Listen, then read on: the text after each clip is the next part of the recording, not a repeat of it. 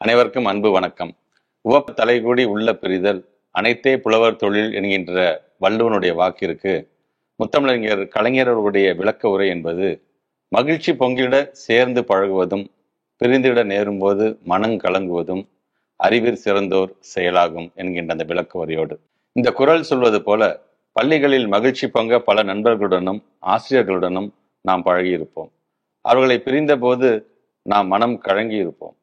அவர்களை வெகு காலத்திற்கு பிறகு பார்க்கும்போது பள்ளி மாணவர்களாகவே மாறியும் போவோம். தனிப்பட்ட முறையில் நான் எனது பள்ளி நண்பர்களோடு இப்போதும் தொடர்பில் உள்ளேன். எனது பள்ளி ஆசிரியர்கள் பற்றி மகிழ்ச்சியாக பெருமையாக பல நேர்காணல்களில் சொல்லியுள்ளேன். அவர்கள் இப்போதும் எனக்கு வழிகாட்டக்கூடியவர்களாக உள்ளார்கள். இது போன்ற நமது பள்ளி நாட்களின் நினைவுகளை மீட்பதற்காக தமிழ்நாடு செய்தி மக்கள் தொடர்புத்துறை பெருந்தலைவர் காமராஜர் அவர்களின் பிறந்த நாளை முன்னிட்டு ஒரு போட்டியை நடத்த உள்ளது. பெருந்தலைவர் காமராஜர் அவர்களின் பிறந்த நாளை கல்வி வளர்ச்சி நாளாக முத்தமிழறிஞர் கலைஞர் அவர்கள் அறிவித்தார்.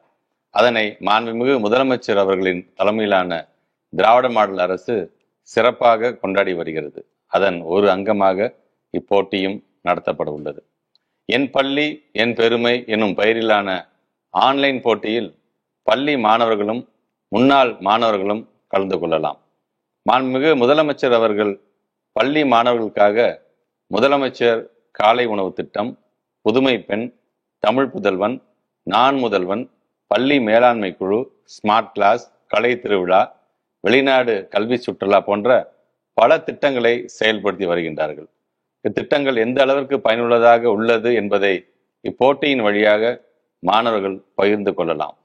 முன்னாள் மாணவர்கள் இத்திட்டங்களை பற்றியோ அல்லது தங்களின் பள்ளி நாட்கள் அனுபவங்களை பற்றியோ விழுதுகள் போன்ற உங்களுக்கான திட்ட அனுபவங்களை பற்றியோ பகிர்ந்து கொள்ளலாம். 9 தலைப்புகளில் இப்போட்டி நடைபெறுகிறது.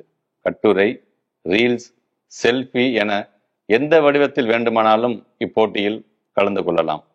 மகிழ்ச்சியோடு கலந்து கொள்ளுங்கள். பெருந்தலைவர் காமராஜர் புகழையும் நமது பள்ளியையும் மகிழ்ச்சி பொங்க கொண்டாடுவோம். நன்றி.